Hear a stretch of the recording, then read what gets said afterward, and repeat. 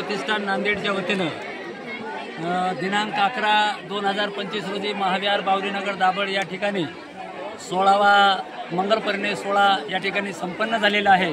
यामध्ये एकूण 14 जोडपे विवाहबद्ध झालेले आहेत।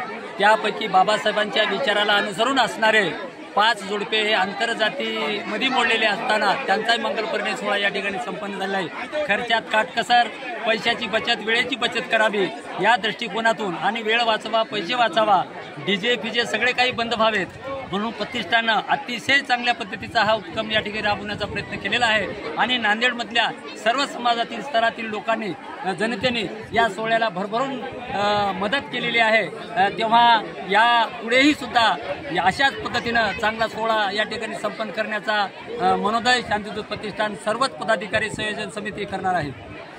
या मेळावा सोहळ्यासाठी किती विवाहबद्ध झालेले आहेत जोडपे? या मेळाव्यामध्ये एकूण 14 जोडपे विवाहित झालेले आहेत।